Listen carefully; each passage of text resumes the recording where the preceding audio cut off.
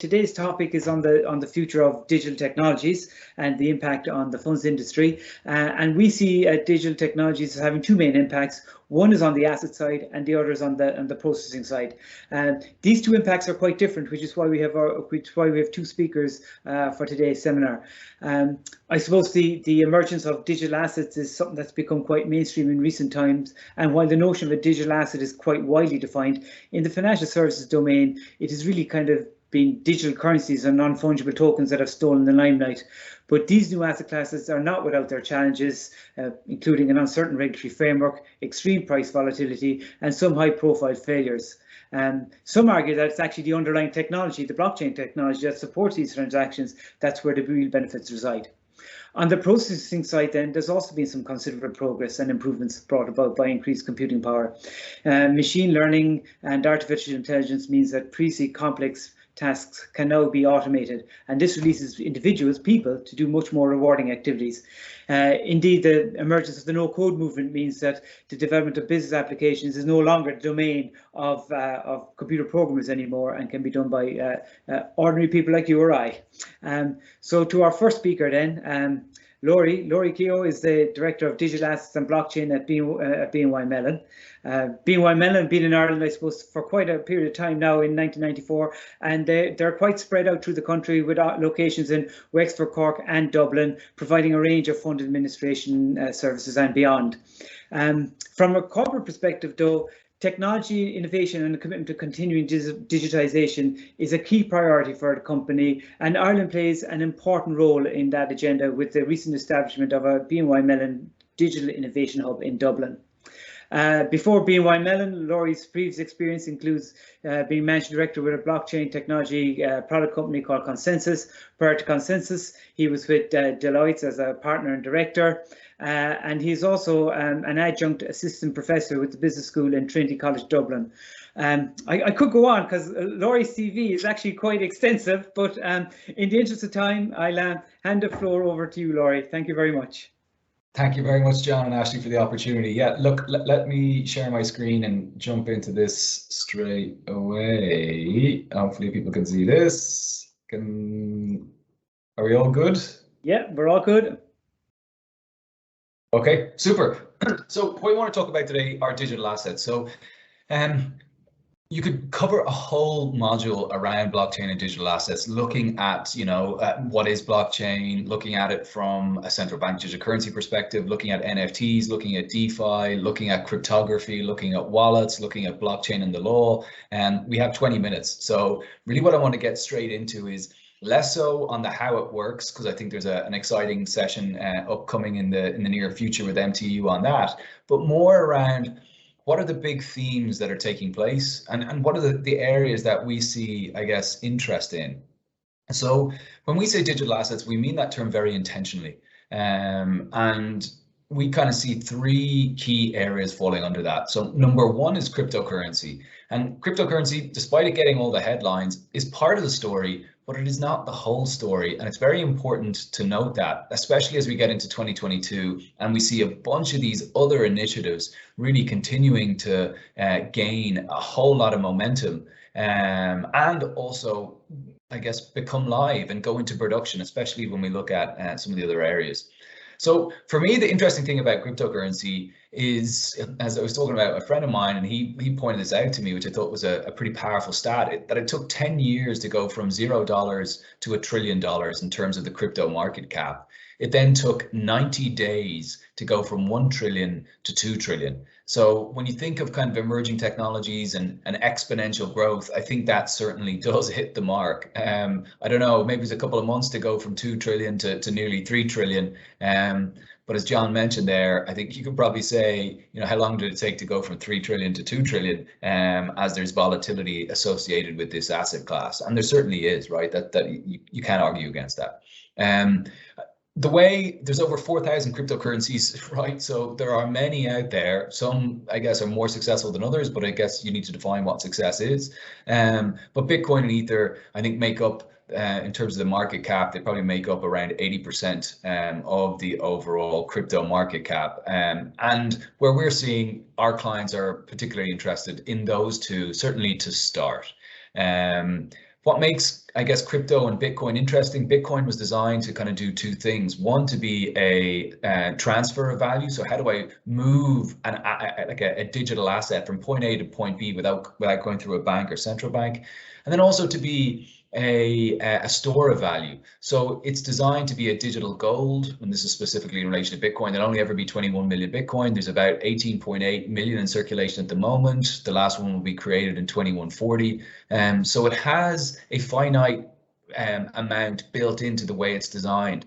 And I guess what some people think is that as time goes on, supply decreases, demand increases, therefore, I guess appreciation of the asset is a potential eventuality.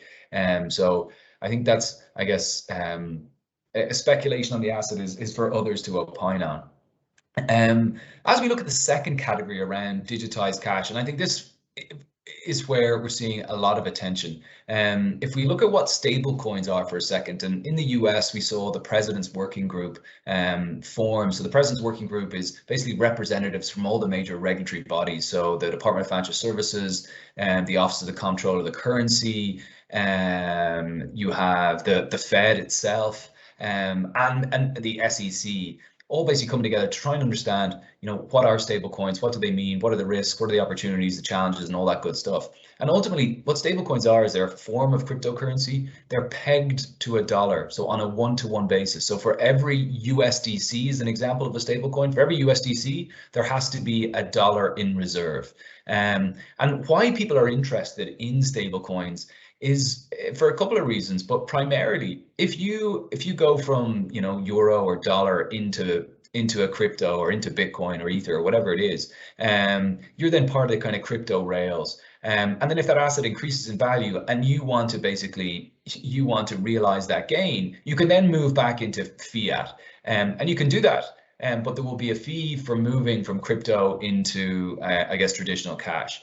So what we see people do is, in order for them to lock in their gain, they will move from their crypto, Bitcoin or Ether, into a stable coin such as USDC, so that they remove the volatility which may go on in terms of Bitcoin or Ether, that asset they were in, but they're still in the crypto world, and they don't have to sell out or sell back into cash and pay that transaction fee. So we've seen a humongous amount of growth in terms of stable coins. USDC being an example, I think their market cap is 40 billion. They're applying to become a bank, which seems to be the mood music from the regulators in relation to stable coins, that if you are going to be a stable coin provider, that you will actually have to be a federal chartered bank. And for Circle itself, they have seen 10x growth year on year for the last 2 years. So stable coins, I think, are set to be a prominent feature in the digital asset landscape. Another area are central bank digital currencies. And central bank digital currencies, really, this is a complex topic in a lot of ways, but the central bank digital currencies kind of fall into two subcategories. One are wholesale central bank digital currencies, and really what they are, I guess, banks, I guess, looking to do wholesale payments or interbank transfers using these central bank digital currencies, which are cheaper, better, faster today. So these interbank transfers, how do you remove counterparty risk, and what role can central bank digital currencies play in that? So that's on the wholesale side. And then on the retail side, me personally look at, I think there's a lot of kind of exciting stuff going on in this area. On the retail side, what are the drivers of central bank digital currencies? Number one, and Australia actually only commented on this today, that as they looked to set up their own central bank digital currency, is that they want to design their own central bank digital currency before Silicon Valley decides what the currency of choice is for Australia, which I thought was an interesting view. And this is actually where Sweden started investigating this, I think back in 2017. So entities have been looking at this, governments and countries, actually for a number of years. For me, the big watershed and catalyst moment for CBDCs was when Facebook announced their Libra project, which has then gone under a few different name changes to what it is today in terms of DM and Novi.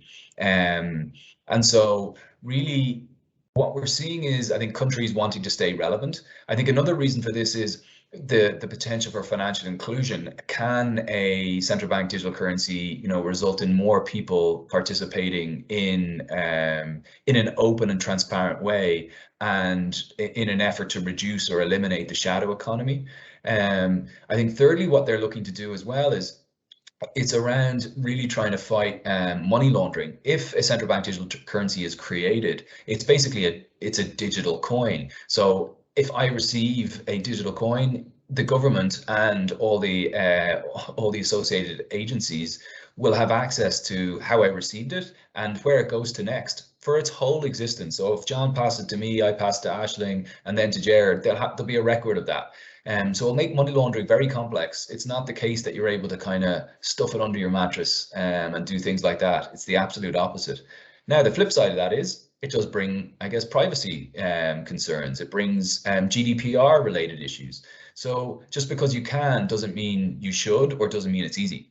And then I think another area that's interesting around central bank digital currencies and motivatory factors behind it is looking at how, especially given the kind of few days that we've had, if there is a storm in a certain part of the country and there's damage that's done and a certain part of the community needs to receive aid instantly, central bank digital currencies should hypothetically be able to be dropped or airdropped into the primary recipients' digital wallets as and when aid is needed. So it doesn't have to be the case that it takes ages to receive aid or funding or grants. It actually can be instant, and the government will be able to control that directly. So there are pluses, there are challenges, and I think there are many design decisions to be made. To give some data points here, the ECB is conducting a review of central bank digital currencies at present, and they are what they've said is that if it proves to be the case that it's something that they want to proceed with, the building of a digital euro will start in 2026. So just as we all need reminders sometimes in this COVID era, it's 2021. So 2026 is a few years away, and that's before they start even to build. So I do think we're looking at towards the back end of this decade before we would see a digital euro come into effect. And you know what? I know that sounds like a very long time away. In some ways it is. But based on the design decisions, the risks, and the rollout of how this would all work, you can understand that this would be an extremely complicated project with many moving parts. So there are reasons for that. The third leg of the stool, in terms of what I'm here to talk about, is in relation to, I guess, to tokenization. And tokenization is a broad term, and what I mean by tokenization is ultimately it is the digital representation of anything. Okay, you can tokenize anything, and when you say tokenize, it basically means you're turning a physical thing or a digital thing into a specific token, which has a digital form and it has unique characteristics. So you can tokenize a pen. I guess the biggest question, or a bigger question, would be is why would you do that? What is the value that's being created? And so when people tokenize things, it's normally it is to increase the mobility of that asset. How can we make it easier for that token to move between party A and party B? So that's one. Two is settlement. So especially around if you're tokenizing financial instruments, what we want to move to is a T0 scenario. So instead of it being, a T+2 or T+3 for certain financial instruments, or even T+40 for private market rated instruments, really what tokens look to do is they look to provide instant settlement. They also look to provide and solve for delivery versus payment. So if I have one of these, let's say, deposit tokens, which I use to purchase a bond, they can be instantly transferred, and the technology or the underlying blockchain, and more specifically these self-executing contracts when certain criteria are met, or smart contracts, they can be used to trigger that atomic payment or delivery versus payment piece.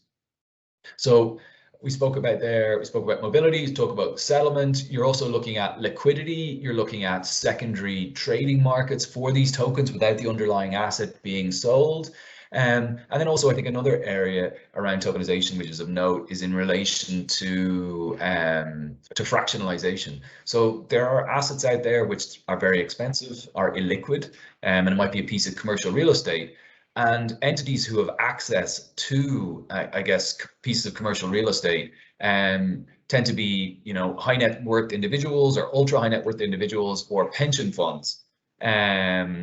So what fractionalization looks to do is it looks to break up an expensive asset into smaller parts, which then enables a broader investor base to have access to that asset and then be part of the potential upside of that asset if that's the way it goes.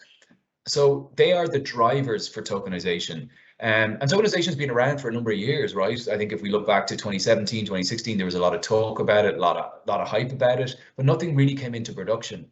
When now we actually are seeing initiatives in production. I think the World Bank did a piece of work. They tokenized a bond in Australia called Bondi. We saw Santander, actually with an Irish guy who leads their blockchain team, a guy called John Whelan.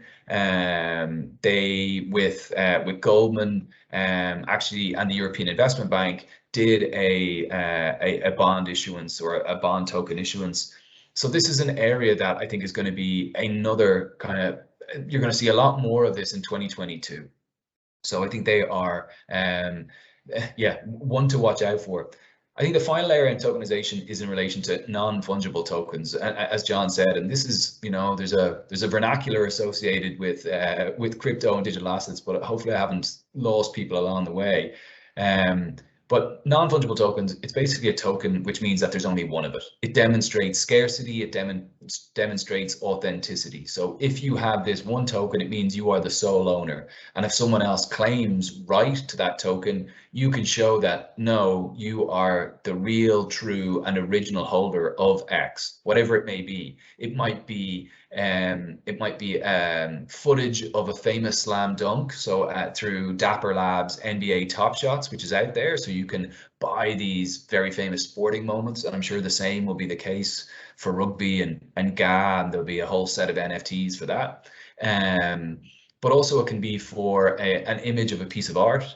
It can be to access specific content, and certainly for me right now, where I think NFTs are at is it's the convergence of physical and digital. And what I mean by that is, and I think actually the Kings of Leon have done it spectacularly, which is they released their latest album through a set of NFTs, but you have to buy a bundle. And in the bundle, using the one and only Roald Dahl's Willy Wonka and the Chocolate Factory style approach of a golden ticket, there were golden tickets in some of the bundles of NFTs, which entitled you to have a front row seat and meet the band backstage. And what's this got to do with NFTs? NFTs was the on-ramp to access the physical content or access this exclusive content. And I think we're going to see a whole lot more of that, whether that be in sport, in music, in art, or in many different facets of life. So yeah, NFTs, like a stat, since this time last year, there's been a 7,000% growth in terms of the NFT market. I think it's over 10.7 billion is being invested this year. So whether you think it's nonsense or not, I guess the numbers tell a very interesting story, which requires further research, if nothing else. So I guess looking at the right-hand side of the slide here, I think for me and why I kind of put these down are, these are companies that are looking at digital assets. So we saw Tesla, buy $1 billion worth of Bitcoin, and I think what was, at the very start of the year, and I think that helped accelerate the bull run back in Q1. I think what's really interesting for me here is that Elon must have gotten approval from the board in order to make the transaction. It wasn't as if he kind of just decided one morning to do that. He would have had to pitch to the board and got approval. And then secondly, Tesla made more money from that Bitcoin, I guess, purchase and sale than they have in terms of their entire profits to date. So a pretty shrewd move in the end.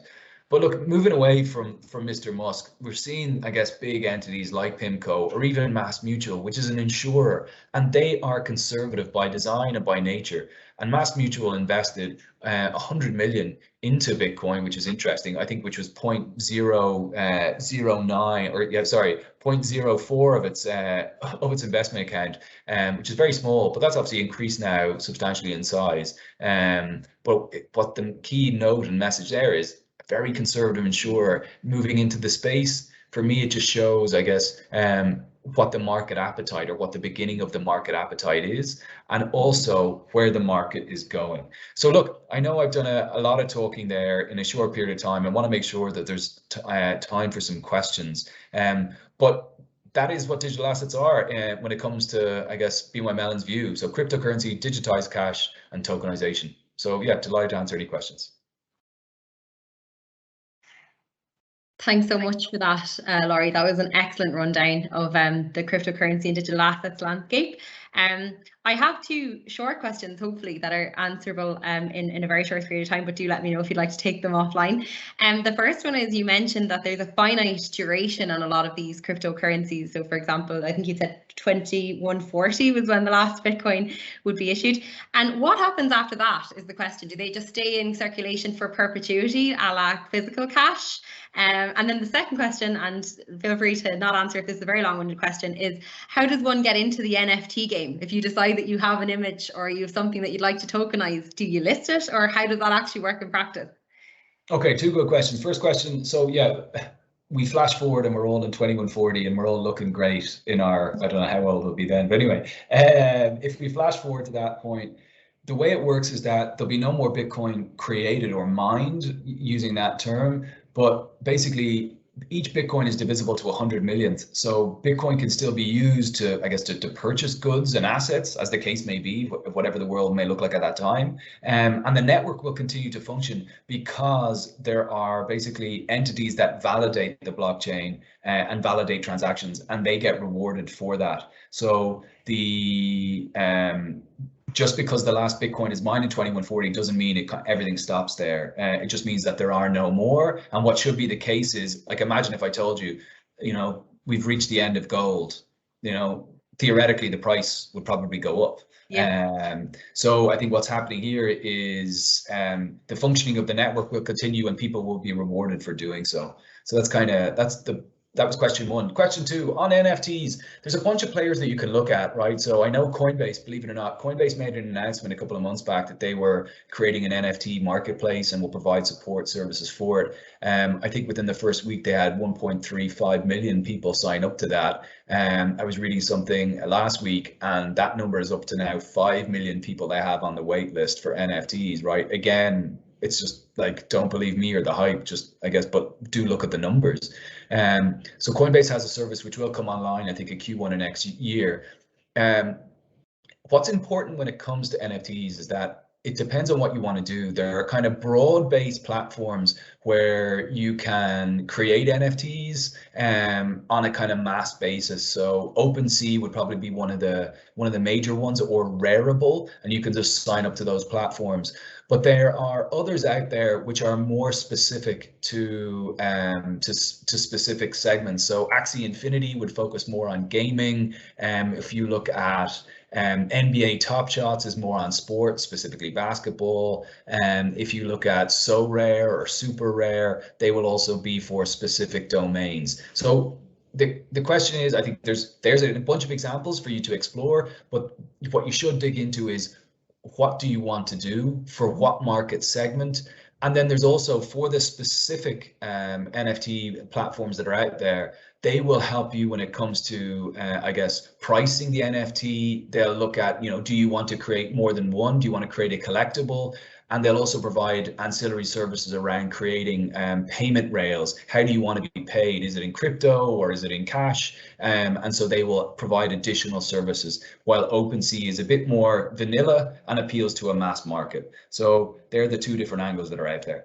Okay, brilliant. And I suppose, I know you're almost finished, but just one final question, because it's come in from two of our attendees and it touches on the same thing, which is the rights. and your rights to this piece of art once you've essentially created an NFT. So do artists and musicians or production company give up their rights if they sell these as an NFT? Good question. So a lot of NFTs you have absolutely no right. The vast majority, so just because you've created an NFT of, geez, I don't know, Ronan O'Gara scoring that drop goal against Wales when we won the Grand Slam, you know, that doesn't give you the right to that. That's owned by the Six Nations, actually. Now, so you can create that NFT. People may see value in it, they may not, and that's up to you to try and, I guess, if you want to generate interest, awareness, and revenue, it's up to you to try and promote what you're doing. But somebody creating one NFT of one random thing, it's not really going to move the needle unless it's an amazing piece of footage, right? Or it's hilarious or very unique. So I think what you see people doing is they try and create collectibles or series so that you can build up, saying, you know, I have every Ronan O'Gara moment done in an NFT, and it's all bundled up nicely where you can buy it, but also where you can sell it, and perhaps you're trying to create a marketplace where people are going to trade those moments. Now there'll be another, I guess, what you could see happening is that the Six Nations themselves will create a set of NFTs where they do own the rights, and they will be in control of that. And that would be another path. But ultimately, the market will decide which is more valuable. Interesting. So it might indeed be actually the artists, the musicians, the production companies that monetize these things that they already own as NFTs, or actually they might end up on the secondary market in a repackaged form, and then that raises more complex questions of who owns those rights, etc. Absolutely. And you raise a great point there, which is important to note. What a lot of artists are interested in, especially from a music, well, actually artists in general, is that if you create an NFT for a song or a piece of art or whatever it is, you'll get somebody buys it, and then you'll get a fee for that. But then if it's sold, you can actually program the NFT that if it's sold on from party A to party B to party C to party D, every time it's sold, you will get some form of loyalty payment, and that will be built in. So you can't mess around with, actually, you know what, we're going to reduce that or increase it. It can be built into the token so that it performs and behaves that way specifically. Okay, very interesting. Okay, we'll have to decide who gets the rights to the thumbnail of this webinar afterwards if we're going to tokenize it. That's brilliant. Thanks so much, Laurie. We really appreciate your input, and it's been a fascinating discussion actually on crypto and digital assets. And I'm sure all of our attendees are really grateful to get your valued insights into this area. So thank you very much for your time. I'm just going to move on now to Jared Gilson, who's been patiently waiting there also.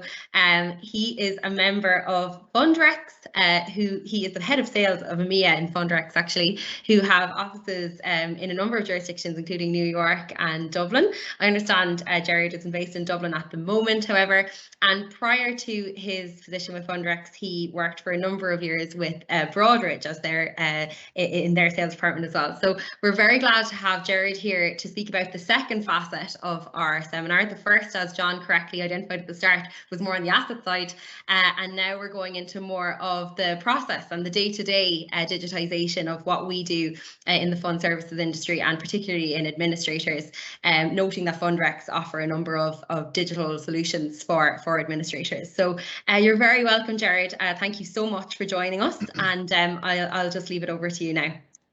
Perfect. Thanks, Aisling, and thanks, John. I'll just share my screen here. It's a little slow, but if you could nod when you see that. Yep. Yeah, we're good. Thanks, Jared. Perfect. So going to be a slight change of pace from what Laurie discussed there. I have to admit, digital assets are still a little bit way over my head. But as you've heard, my name is Jared Gilston, and I work for an award-winning Irish fintech called Fundrex. So I'm not here specifically to talk to you about our company, but I am going to talk to you about something we're passionate about. I'm going to share some of our thoughts and insights on digitization and automation within the industry. Of all of the statements that I could make today, I think what might be least controversial would be to say that technology has changed the world, because it has. The world we live in today is completely unrecognizable to the one I was born into back in the mid-1980s. Technology has changed and disrupted everything. the medical industry, pharma, travel, financial services, food, communication, construction, whatever it might be, nearly everything we do as people has been impacted and improved upon by technology in some way or another. Our own industry, though, has developed somewhat of a reputation, a bit of a reputation for being slow movers when it comes to technology adoption. You know, in my opinion, sometimes reputations can't always be justified. You know, some people will tell you that we're stuck in the Stone Age. Systems and technology, it's, you know, antiquated, it's inefficient, it's no longer fit for purpose. And in some cases, this might be true, but it has changed and it is changing. Another school of thought on the other end of the spectrum is that, you know, the future is here. It's time to adapt or die, and traditional firms are a relic of the past. Excuse me. Blockchain and AI rule the world. In my experience, most firms haven't even yet fully embraced APIs. So I'm not really sure if we're ready for blockchain or AI to take over. I am going to sit in the fence though, and I'm going to say that the truth probably lies somewhere in between. Both points of view, although extreme, you know, there's a lot to agree and disagree with. Things have improved, no doubt about that, but there's still an incredible opportunity to leverage technology. And that's what excites me. It's what excites the rest of the team at Fundrex and other fintechs like us. Other industries have been or have adopted and been disrupted by technology at a much faster pace than our own. Even things like cloud, most companies now will have a cloud strategy that they're implementing or have implemented, but that took a long time to come around. In my opinion, I think we probably have reached a tipping point and may have already passed it when it comes to digitization or digitalization or modernization, whatever you want to call it. For firms now, it's not really a case of if, but when. And if a firm doesn't have a digital strategy at this stage, it's going to get left behind. So why now? What is it that's driving digitization? So there are a number of factors that can influence technology adoption, and the list is continuously growing. You know, new challenges arise, new problems need solutions, new technology is developed that creates opportunity. But to narrow it down and keep this short and sweet and within the time frame that Aislinn's given me, I'm going to focus on three key themes, themes that I think are, you know, the core to change, and a lot of the other influencing factors really can be tied back to them. So the first is legacy systems, which probably isn't really a surprise to anyone. Ripping it up and starting again is very rarely an option, and when it is an option, it's a really expensive one. The second area is market forces. It's a really competitive environment. There's increasing regulation. It's a really hot M&A market. Investors, clients, this all has a say in how we need to invest for the future.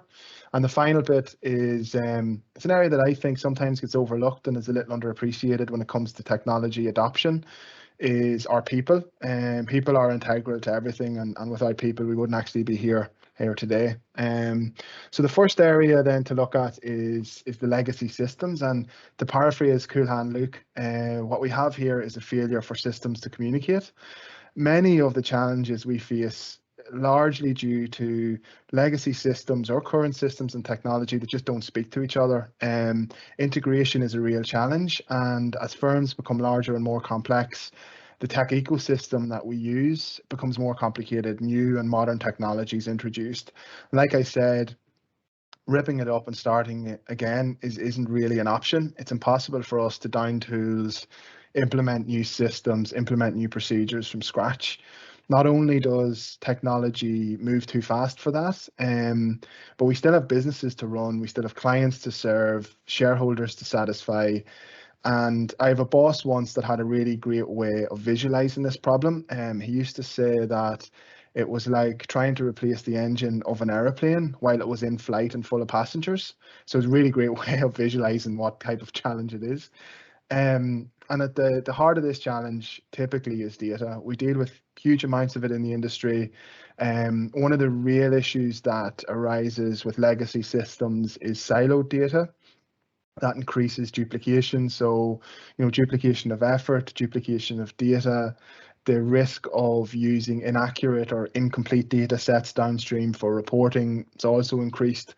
And what silos do is they make it very difficult for a company to get an enterprise-wide view of a position on data when it's required. And what tends to happen when that firm-wide view is needed is there's a manual exercise to gather and scrub and clean, enrich the data, prepare it. And doing these sorts of things manually, it's massively inefficient.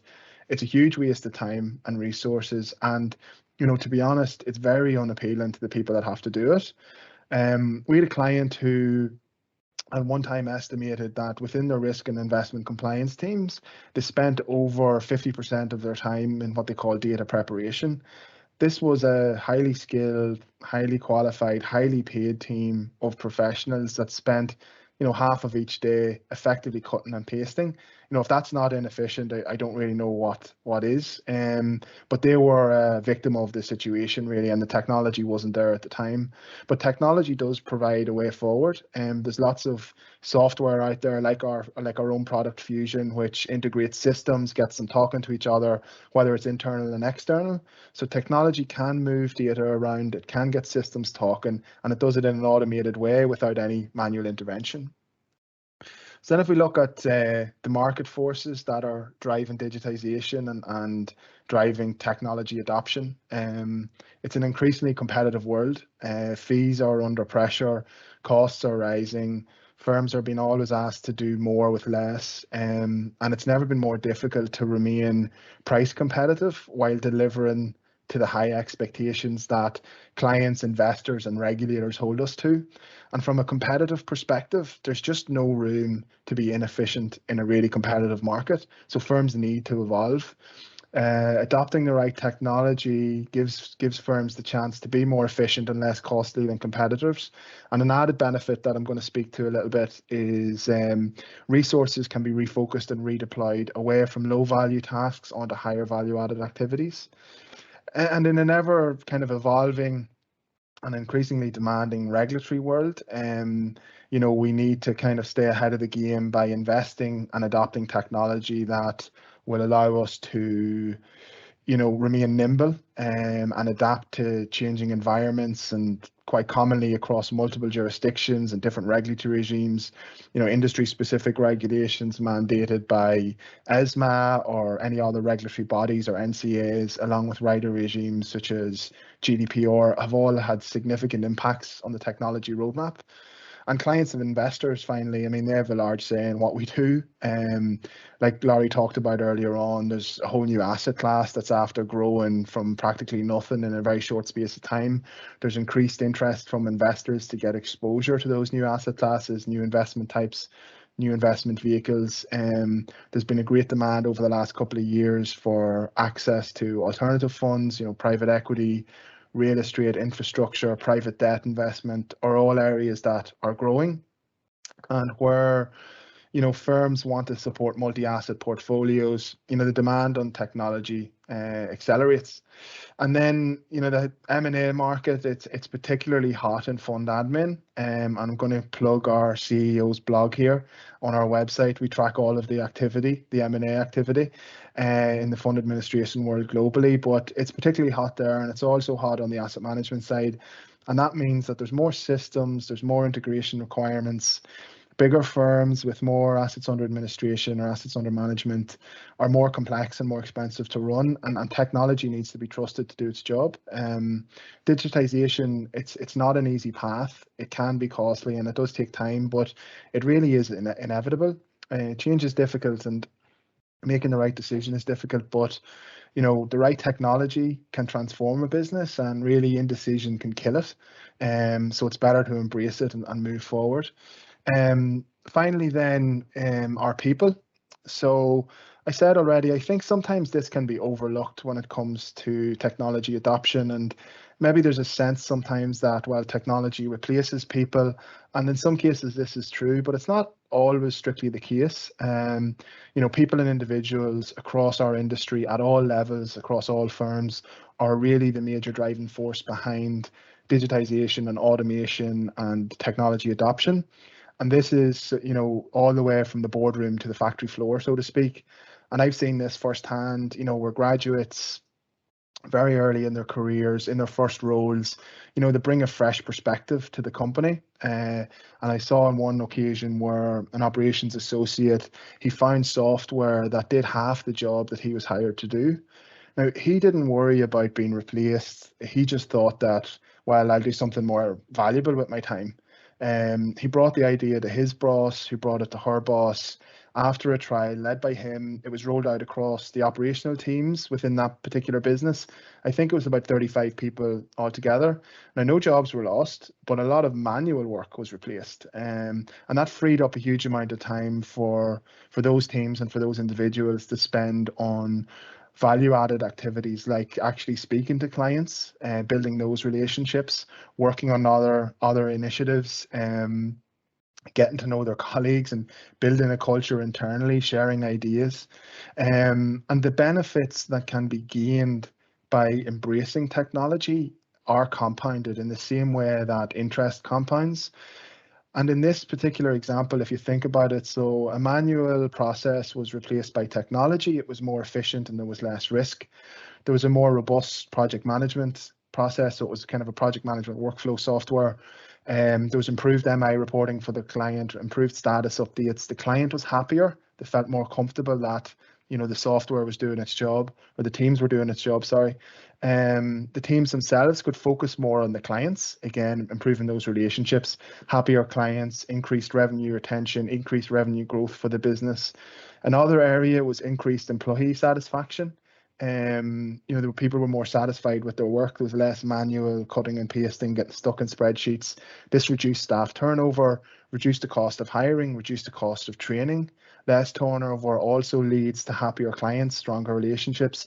So you can start to see how these benefits compound, and it's a circular effect.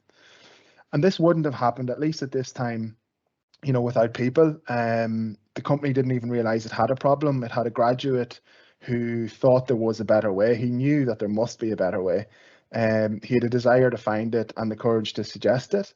You know, people's attitudes to technology really have changed over the last 20, 25, 30 years. There have been, you know, two generations. I always get mixed up with X and Y and where exactly we are, but it's probably the third generation at the start of their careers. You know, my own generation and the ones that have come after, we grew up with tech, and we expect at this stage, I think, our work lives to keep up with our personal lives. You know, I call it myself the Google effect. I don't know about anyone else, but I get frustrated when I can't do what needs to get done in a couple of clicks, and that's purely because Google has made my life so easy. There's an entire generation of employees and leaders within businesses that no longer put up with the "that's how it's always been done" excuse. They know there's a better way. There's a huge desire to find it, implement it, and feel good about that. This desire, obviously, it needs to be at all levels. It needs to be at management level too, and back in the boardroom. And I believe it is there now. And I think that's why we're at the tipping point. This has been driven from the top down and bottom up, and that's a really, really powerful thing. And the second area with people, and you know, I had to mention it somewhere, was the impact of COVID. BCP processes have really been tested since last March. You know, and one of the results of that is the future of work. It looks really different. Firms need to be more flexible. They're going to need to give people the capability to work remotely. If the industry doesn't, it will get left behind. Now, I'm not saying that full-time working from home or full-time remote working is on the horizon for everyone, but there certainly needs to be the flexibility there now that wasn't there before. Technology is obviously essential to this, and giving people the access to digital environments and access to do their work when they're not at the desk and in the office is going to be really important. But there's another side to it of software used for training and onboarding new hires. And I heard a story recently of a fund administrator that already have a sizable footprint in Ireland, but have been growing steadily and added a lot of headcount during COVID.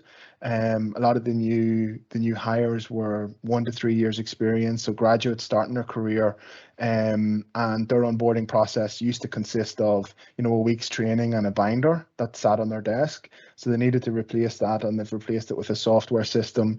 The need was driven by COVID, but it's going to be a lasting result. I know that particular company is going to be keeping this as the new way to onboard hires because of the positive feedback. People want now to be able to access information whenever they need it in the format they want to access it in, on phone or tablet or whatever it might be. So the whole future of work, which a lot of that conversation has really been driven forward. It started before COVID, but it's really been accelerated with COVID. Technology is going to be a central cog in all of that. And just as I start to wrap up, I mentioned a few of the benefits, but I want to bring them into focus to help me finish off. So, reducing cost, it is a competitive market, it's a competitive world, and firms need to control their costs. There's no other way of saying it. Increasing efficiency, like I said, there's no room to be inefficient. There's just not in a competitive market. Reducing risk, so risk covers so many things for us. Investment risk, operational risk, regulatory risk, reputational risk, systemic risk. We have a lot of risk in our industry, but to sharpen the focus, regulatory fines are real, and technology can help avoid these, or at least reduce the risk of suffering from them. Just look at Bank of Ireland in the last couple of weeks. Increasing scalability in a world where we are all asked to do more with less all the time. Technology can help us achieve that. The empowerment and retention of staff. Like I said, people are any company's most important asset. We can use technology to help them realize their potential, and then redeploy and refocus. So take those happier employees, take the time you've saved, refocus them on the clients. And like I said, it is circular. It is more happier clients, and these benefits do compound themselves. To summarize, our legacy systems, the forces within our markets, our people are three of the key themes that I think are driving tech adoption and driving the digitization agenda. As an industry, we've made huge strides. I'm sure, I've given a couple of examples today, and I'm sure everyone's got lots of other examples where technology has made a difference in their careers. And the good news is that there's still so much more to gain. And like I said, it excites me, it excites Fundrex. It's why there's so many fintechs and regtechs growing all the time in Ireland. And the thing about it is there's a lot more to gain, but from a company's perspective, from a fund administrator or an asset manager or a depository or a custodian, to be honest, it's not really about just making those gains. It's about avoiding regressing and being left behind. That's a really important point of it as well. So thank you. That's the end of my presentation. I'd love to connect. So if you want to get in touch, feel free to get me on LinkedIn or drop me an email. Thanks, everyone. Did we have any questions, Aisling? Thanks very much, Jared. That was a great presentation, and I think it was a very good insight into where the industry is at the moment in terms of digitisation, and with all the great new kind of digital offerings, including what Fundrex does in terms of its cloud-based reconciliation and otherwise. Why do you think it is that the industry has been so slow to digitise and to adopt some of these new technological solutions? There's probably a number of things. Change is difficult. It takes time and it can be quite expensive. I think another thing is risk. We can be quite risk averse, even though some people would argue that we're not enough. But the risk around data, the risk around segregating client data, PII, all of those sorts of things, I know was a concern for a lot of banks and administrators before adopting the cloud. So there's a couple of reasons I would say that it's taken time for people to move and to realize the potential that technology can give them. And it's probably taken some of their hands to be forced to be really adopted. Yeah. And I suppose one other kind of question that's cropped up is, how do we move a little faster but still keep the reputation for stability and security that we have in the Irish funds industry? Are there kind of some basic steps, I suppose, that firms can take to kind of start assessing what solutions are out there for them, essentially? That's a really good question. I suppose there's speaking to Irish funds and speaking to working groups and speaking to their peers within the industry. So if I was a CTO or a COO at an organization, speaking to their peers is always a great way of uncovering new technologies. Because the thing is, everyone has the same problems. So everyone's facing the same problems. And I suppose that's one thing to get around, in that it's not really can be considered too competitive to find technology solutions. There's a great fintech ecosystem in Ireland, fintech and regtech ecosystem. I seen on LinkedIn this week, I think there's over 140 indigenous companies now within the market, so it's a great place to start. No, that's great. I think the more collaboration there is in that space, the better for everybody, and it might cut down on work and create more environment for innovation as well. That's brilliant. Thank you so much, Jared, for your time. It's been very, very much appreciated to have someone with your level of experience give an insight into what you're seeing in terms of the digitisation in the market. And we very much appreciate your participation today. And we very much appreciate the participation of all of the attendees. Thank you so much for coming on. We know that many people have been impacted by Storm Barra and unexpected closures. So the fact that you've still made it today is a testament to yourself. So we really appreciate the attendance. And just to say thanks from myself and John at the Funds Academy, you'd be more than welcome to connect with us at fundsacademy.ie on LinkedIn, or see fundsacademy.ie for our webpage. We've got a number of events coming up. We'll have a podcast on blockchain coming up for those who are interested in exploring the world of crypto a little bit further, as well as other seminars after Christmas. And of course, our Masters in Investment Fund Administration, which has very generous funding from the HEA, is also launching in January, and there's more information on that on our website, fundsacademy.ie. So thank you all again. I'll just pass it over to John for a brief goodbye as well, but we really appreciate your participation today. Yes, thanks, Aisling. Thanks again to Ger and to Laurie as well for their time.